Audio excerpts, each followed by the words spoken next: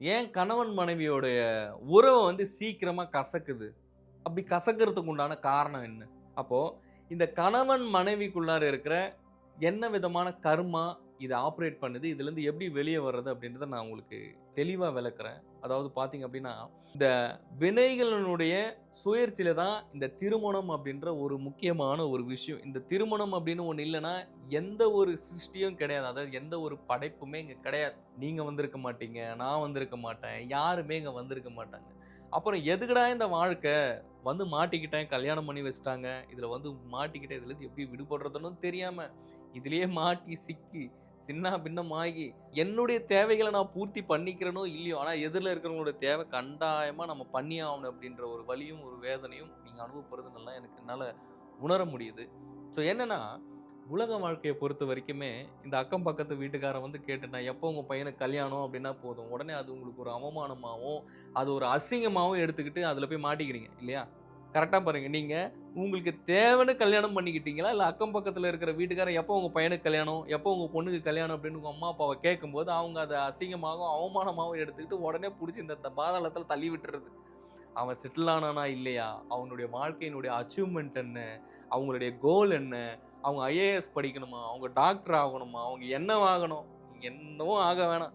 ஏன்னா, பிரபஞ்சத்தை பொறுத்தவரைக்குமே ஒவ்வொருத்தருக்குமே, ஒவ்வொரு ஆன்மாவுக்குமே ஒரு விஷயம் இருக்குங்க. அதுதான் என்னன்னா, அந்த ஆன்மா இத்தனை பிறப்புகளாக எடுத்து வந்த வினைகள் குறையும் பொழுது, இல்ல வினைகளுடைய ஓட்டம், நகர்வுகளும் குறைய, குறைய, குறைய என்ன ஆகும்னா, அது என்னவா ஆகணும்?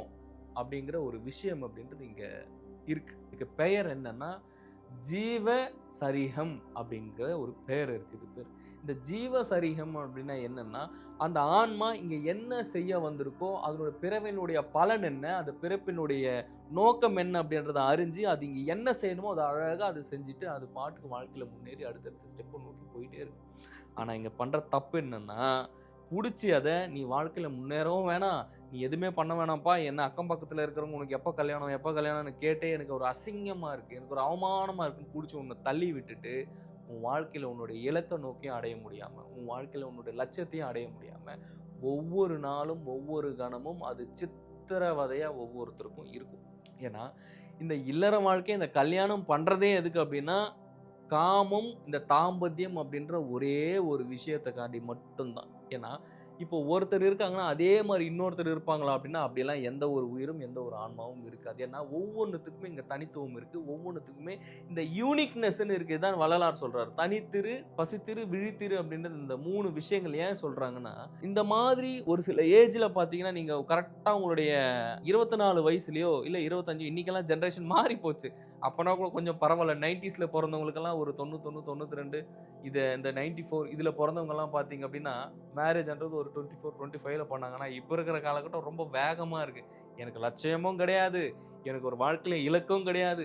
போயா எனக்கு அதெல்லாம் ஒண்ணுமே கிடையாது. நான் 18, 17 வயசுலலாம் நான் கல்யாணம் பண்ணிருவேன். இப்டின்ற நோக்கத்துல போகும்போது, எங்கிருந்து இவன் வாழ்க்கையில அவனுடைய இலக்கும், அவனுடைய லட்சியத்தையும் இந்த ஆன்மா அடையும்? சொல்லுங்க பாப்போம். அப்ப எந்த அளவுக்கு ஒவ்வொருத்தருக்கும் இந்த காமம் அப்படின்ற ஒரு இச்சையான ஒரு விஷயம் தலை தூக்கி தலை விரித்து ஆடும்பொழுது வாழ்க்கையில் யாராலுமே இங்க முன்னேறவே முடியாது. ஏன்னா ஆன்மீகத்தில் காமம், குரோதம், லோபம், மோகம், மதம், ஆச்சாரியம் இந்த 6 நிலை தான் திருப்பியும் சொல்லிக்கிட்டு இருக்கேன் நான். இந்த 6 நிலைகள் ஒரு மனுஷனுக்கு சுழலும் போது என்ன ஆகுதுன்னா, அவன் எளிமையா அவனுடைய லட்சியங்களும் அவன் என்ன செய்யணுமோ அந்த விஷயங்கள் எல்லாமே இவனை விட்டு அறுபட்டு போயிருது. அப்ப இந்த விஷயங்கள் அறுபட்டு போயிருக்கும்போது நீங்க உட்கார்ந்துகிட்டு என்னோட வாழ்க்கை மாறல, என்னோட வாழ்க்கை இப்படியே இருக்கு, எனக்கு மட்டும் ஏன் இந்த சூழ்நிலை, நான் மட்டும் ஏன் இதை அனுபவிச்சுட்டு இருக்கேன்? ஆனா கர்மா உங்களுக்கும் இருக்கு, எல்லாருக்கும் இருக்கு கர்மா. ஆனா சீக்கிரமா நீங்களே அந்த இதுதான் கர்மாவானே தெரியாம அந்த கர்மால கொண்டு போய் உங்களோட தலையை விட்டு உங்களோட தலையை நீங்களே வெட்டிக்கிறீங்க. இதுதான் பிரச்சனை. அப்ப இந்த சூழ்நிலைகள் இருந்தாலும் நீங்க எப்படி வெளியே வர்றது? எப்படி இந்த சூழ்நிலைகளை நீங்க மாத்திக்கிறது அப்படின்னா, விழிப்புணர்வோட இருக்கணும். அப்ப அன்னைக்கு அம்மா அப்பா சொல்லும்போது, "ஏய் கல்யாணம் பண்ணிக்கடான்னு" சொல்லும்போது, "இல்லப்பா நான் இன்னும் ஒரு 2 வருஷம் தள்ளி போட்டு கல்யாணம் பண்ணிக்கிறேன். எனக்கு பிரச்சனை கிடையாது." சரியா இருந்திருக்குமே வாழ்க்கை. ஏன் உங்களால அந்த சூழ்நிலையை கடக்க முடியலன்னா, அந்த இடத்துல சொல்லக்கூடிய தைரியம் உங்களுக்கு கிடையாது. அப்போ இந்த லைஃப்ல இருக்கீங்க. அப்ப இதிலிருந்து உங்கள எப்படி நீங்க மாத்திக்கிறது அப்படின்னும்போது, எளிமையா முடியும். ஆனா அது அவ்வளவு எளிமையான ஒரு காரியம் இல்லை. ஏன்னா, உங்கள நம்பி உங்களுடைய மனைவி இருப்பாங்க, உங்களுக்கு குழந்தைகள் இருப்பாங்க. ஏன்னா இந்த சூழல்ல இருந்து நீங்க எப்படி உங்களோட வாழ்க்கைய நீங்க மாத்திக்க முடியும்? எளிமையா முடியும். எப்படி மாத்திக்க முடியும் அப்படின்னா, ரொம்ப சிம்பிள். அவேர்னஸ் அப்படின்ற ஒரே ஒரு டூலை வச்சு தான் இந்த வாழ்க்கையை மாற்ற முடியும். ஏன்னா நீங்கள் ஆல்ரெடி கர்மாவில் சிக்கிட்டீங்க. முதல் கர்மாவே மிக ஒரு அற்புதமான கர்மா, திருமணம் அப்படின்ற ஒரு கர்மா சிக்கிட்டீங்க. பட் இதுலேருந்து வாழ்க்கையை எளிமையாக மாற்ற முடியும். பட் அது வழி தெரியாமல் நீங்கள் அலைஞ்சிக்கிட்டு இருக்கீங்க. ஒன்றும் கிடையாது. இந்த அவேர்னஸ், இந்த விழிப்புணர்வு அப்படின்ற ஒரு பெரிய டூலை வச்சு தான் உங்களுடைய வாழ்க்கையில் நீங்கள் அடுத்தடுத்து நீங்கள் நகர்ந்து போக முடியும். ஏன்னா ஆல்ரெடி முடிஞ்சு போச்சு. உங்களை நம்பி ஒரு 4 உயிர் இருக்குது. அந்த 4 உயிரை நீங்கள் காப்பாற்றணும். வேற வழியே கிடையாது. அப்போது இதுக்குள்ளார நீங்கள் ட்ராவல் பண்ணணும். உங்களோட வாழ்க்கையை மாற்றிக்கணும்னா அவேர்னஸை இன்க்ரீஸ் பண்ணணும். ஏன்னா கனப்பொழுதுல நீங்கள் ஒரு செயலை செய்யும்போது அந்த இடத்துல உங்களை தோக்கடிக்குது, அந்த இடத்துல உங்களை காலி பண்ணுறதுக்கு மாயை ரெடியாக இருக்குது. அதாவது உங்களோட கவன சிதறல்களை ஏற்படுத்தி வேற ஒரு விஷயத்தில் உங்களை கொண்டு போய் டைவர்ட் பண்ணி கொண்டு போய் அகல பாதாளத்தில் தள்ளுறதுக்கு மாயை தயாராக இருக்குது. அப்போ என்ன பண்ணணும்? அப்போ நொடிக்கு நொடி, கணத்துக்கு கணம் உங்களுடைய அவேர்னஸை நீங்கள் பெருசு பண்ணிக்கிட்டே இருக்கணும். சின்னது கிடையாது, ரொம்ப ரொம்ப பெருசு பண்ணிக்கிட்டே இருக்கணும். ஏன்னா சின்ன விஷயத்துல தான் உங்களை சரியா வைக்கும். மாயை என்று ரொம்ப பெருசாலாம் கிடையாது நீங்கள் நினைக்கிற மாதிரிலாம். சின்ன சின்ன விஷயங்களை உங்களுடைய கவனத்தை உடைச்சு, சின்ன சின்ன விஷயங்களை உங்களுடைய கவன சிதறல்கள் ஏற்படுத்தி அது உங்களை டைவர்ட் பண்ணி கொண்டு போயிட்டு மறுபடியும் இந்த கர்மான்ற லூப்பில் கொண்டு போய் தள்ளிக்கிட்டே இருக்கும். அப்போ இந்த மாதிரி நீங்கள் போகும்போது எங்கிருந்து உங்களுடைய வாழ்க்கையில நீங்கள் முன்னேற முடியும்? எங்கே உங்கள் வாழ்க்கைக்கு தேவைக்குண்டான விஷயங்களை நீங்கள் செஞ்சுக்க முடியும்? சொல்லுங்கள் பார்க்கலாம். அப்போது இந்த அவேர்னஸ் ஒரு மனுஷனுக்கு எப்படி வரணும் அப்படின்னா, யோக பயிற்சிகளையும் தியான பயிற்சிகளையும் மேற்கொள்ளும் பொழுது தன்னுடைய மனதை எந்த திசையிலையுமே உடைச்சி செதற விடாமல் ஒரு புள்ளியில் ஒரு கவனத்துக்குள்ளார நீங்கள் கொண்டு வரும்போது, நீங்கள் இந்த கர்மா அப்படின்ற இந்த சுயற்சியில் சிக்காமல், இந்த மாயையில் சிக்காமல் இருக்கும்போது எளிமையாக நீங்கள் இந்த ஆன்மா என்ன செய்ய வந்திருக்கோ, இந்த ஆன்மா என்ன இங்கே பண்ண வந்திருக்கோ அதுக்குண்டான விஷயங்களை இது கரெக்டாக ஊடுருவி உங்களோட வாழ்க்கையை அடுத்த கட்டத்துக்கு மாற்றிக்கிட்டு போக பிரபஞ்சமும் சித்தர்களுடைய அருளும் இறைவனுடைய அருளும் எப்பொழுதுமே தயாராக இருக்குது. ஆனால் உங்களை நீங்கள் மாற்றிக்கிறதுக்கு இங்கே தயாராக கிடையாது. அதுதான் பிரச்சனை.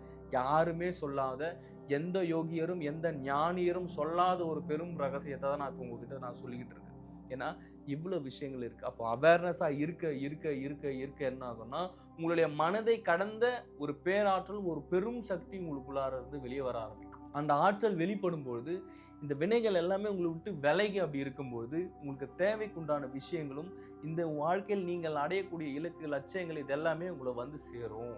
அப்போ இப்படி சேரும்பொழுது என்ன ஆகும்னா, உங்களுடைய கணவனாக இருந்தாலும், உங்களுடைய மனைவியாக இருந்தாலும், உங்கள் திருமண வாழ்க்கையில் இருந்தாலும் கூட சரி, சூழ்நிலைகள்லேருந்து நீங்கள் மாற்றிக்கிட்டு உங்களை வந்தாலும் எளிமையாக நீங்கள் இந்த பிறவி பயனை நீங்கள் அடைய முடியும். அதை தாண்டி உங்கள் லைஃப்பில் கணவன் மனைவி உறவும் சரி, எல்லா உறவுகளுமே நீடிக்க ஆரம்பிக்கும். ஆனால் இதெல்லாம் பண்ணாமல் என்னுடைய கணவன் எனக்கு போர் அடிக்கிறாரு, என்னுடைய மனைவி எனக்கு போர் அடிக்கிறாங்க, எனக்கு டார்ச்சராக இருக்குது, எனக்கு நிம்மதியே கிடையாதுன்னு எதுக்கு இங்கே என்ன விஷயம்னு இதுதான் சொல்கிறது. புரிதல் இருக்கிற கல்யாணம் பண்ணுங்க.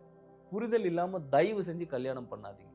அக்கம் பக்கத்தில் சொன்னாங்க, அம்மா அப்பா சொன்னாங்க, இப்படி சொல்லிட்டு போய் அவங்க பாட்டு உங்களை தள்ளி விட்டு போயிடுவாங்க. மிகப்பெரிய ஒரு பாறாங்கல்லை தூக்கி உங்கள் தலையில் வச்ச மாதிரி தான். அந்த மாதிரி வச்சிரும்போது அது எப்படி நீங்கள் மீண்டு எழுந்து வரணுன்றதை எளிமையாக தெரிஞ்சுக்குங்க. யோக பயிற்சிகளை செய்யும், தியான பயிற்சிகளை செய்து எப்போதும் உங்களை அவேர்னஸாக, எப்போவுமே தன்னை பிரபஞ்சத்தினுடைய பேரலைகள் கூடயே உங்களை மெர்ஜ் பண்ணி மிங்கிள் பண்ணி வைங்க.